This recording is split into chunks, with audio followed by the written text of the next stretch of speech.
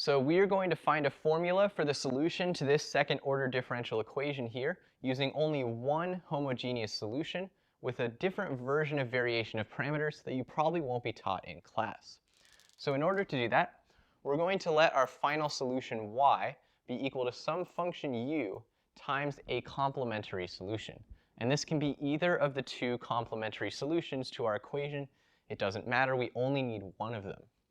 So let's take the derivatives of what we have here. Y prime is going to be u times yc prime plus u prime times yc. And then we differentiate one more time, we'll get u yc double prime plus u prime yc prime.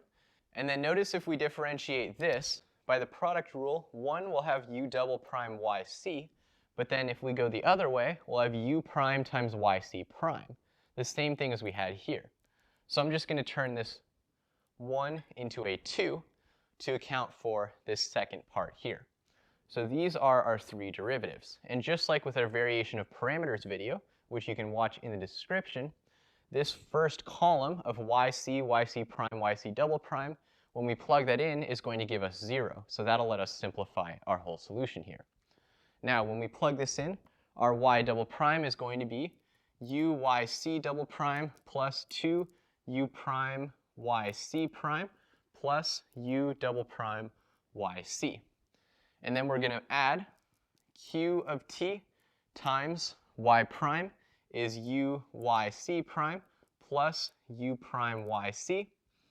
And then finally, we're going to add r of t times y. And y is just going to be u times yc. And all of that is going to equal our function over here, f of t. Now remember, when we have yc plugged in here, yc prime plugged in here, yc double prime plugged in here, with just this factor of u to make it a little different, all of these are still going to add to 0. 0 times u is still 0. So this whole first column is going to cancel out. And that leaves us with the remainder here. Now before we plug everything in here, notice we have a u double prime and a u prime, but all of the u's have been canceled out. So we can actually make a nice substitution of v equals u prime to simplify this to a first order differential equation.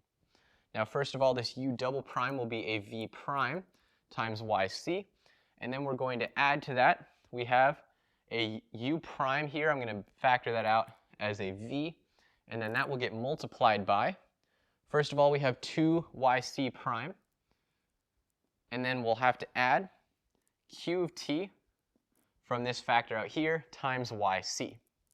And that all is going to equal f of t right over here. Now in order to solve this, we want to turn this into a first order linear differential equation. Now you can check the description for my video on that, but what we first want to do is take this yc out so our v prime is just all by itself. When we do that, dividing by yc, we'll take this yc out.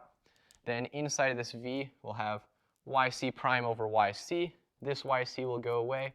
And then lastly, we'll have f of t over yc. Now from here, we want to find an integrating factor. Just like we talked about in that video in the description, our integrating factor is going to be mu equals e to the integral of what we have on the inside here. So it's going to be 2 yc prime over yc, and then plus q of t with respect to t. And when we multiply this through the whole thing, that's going to turn the left side into a product.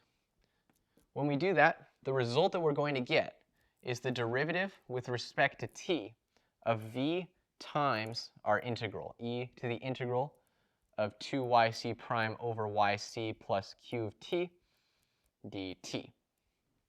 Now the reason that's what we get is if we expand this out with the product rule, we'll get v prime times mu, and then we'll have v times mu prime, our good friend right here.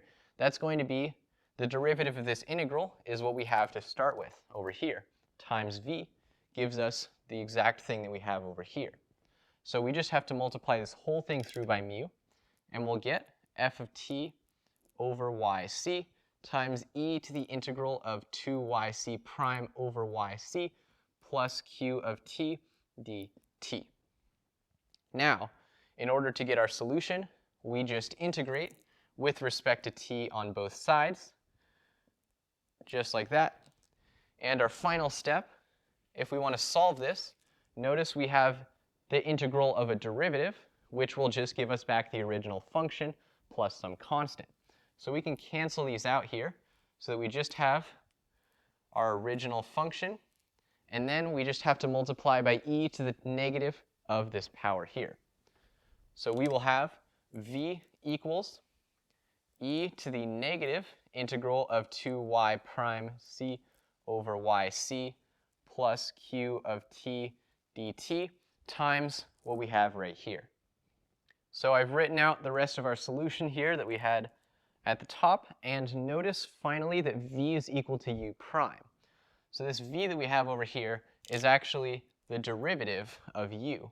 If we want to get back to the original u, we're going to have one last step, which is integrating this entire thing with respect to t. And that's going to give us the general form for u. If we want to go back one final step to y, our final answer, we're just going to multiply u times yc.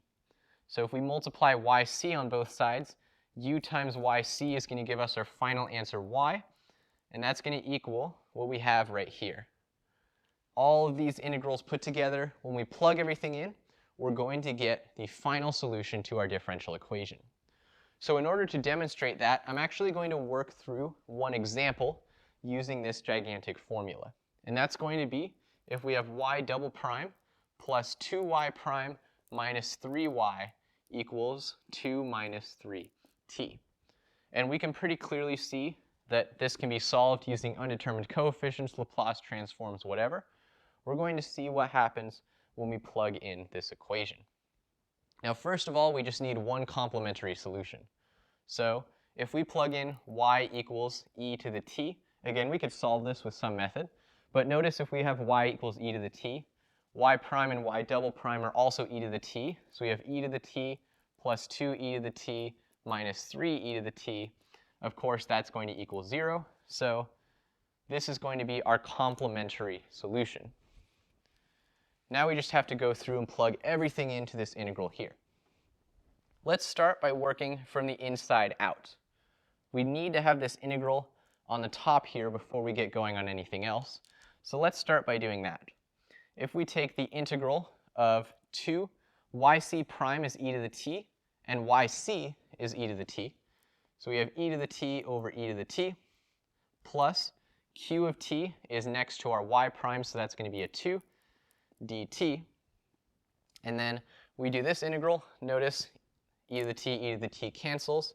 Notice 2 plus 2 is 4, so this is going to equal 4t plus some constant a. Now that we have this, we can plug that into everything that we have here. Again, we're going to start from the inside and work out. So we know that the integral that we have here, this is 4t plus a. And let's do this whole integral that we have on the inside. So we'll have the integral of f of t is 2 minus 3t divided by yc is e to the t times e to the 4t plus a dt. And we can do this integral out. If you plug this into Wolfram Alpha or your TI-89 or whatever, the answer that we're going to get is 1 minus t times e to the 3t plus a plus some constant b coming out of that definite integral. So that is this first integral up to that dt here that we have on the inside. So all we need to do now is this outer integral, and that will give us our solution. So this final integral is going to be the integral of e to the negative, remember this inside is 4t plus a, so we'll put negative 4t minus a times what we have here. That's going to be 1 minus t times e to the 3t plus a plus b. Put that in parentheses with respect to t. Notice that there's a lot of cancellation going on already. We have an e to the a times e to the negative a. So those are going to cancel out. We actually don't have to worry about that constant at all. And then this e to the 3t and e to the negative 4t are going to cancel for this term. It's all going to simplify very nicely. And once again, we can put this into whatever calculator we want. When we do this integral, the result that we get is t e to the negative t minus 1/4 b e to the negative 4t plus some arbitrary constant c. So this is the last integral, and the final step is we multiply by yc. The yc that we chose is e to the power of t. So when we go back and multiply that through here, we're going to get that our final solution y is equal to, well, when we multiply t e to the negative t times e to the positive t, that'll just give us t. And then this minus 1/4 b, I'm just going to write as plus b. So we'll just redefine our constant b. It's whatever we want it to be. And then times e to the negative 4t times e to the t is e to the negative 3t plus c times e to the t. This is the general form of the solution to our equation. Remember that all we did at the beginning is solve for one complementary solution, and we see that e to the t coming up again here, but we not only got the particular solution of t, but we also got our second complementary solution, which was e to the negative 3t. Again, you can plug this in to that differential equation and show that all of it satisfies exactly what we want. So if you want to surprise your teacher a little bit when you're solving these kinds of differential equations problems, you can always try this as a cool way to get that solution.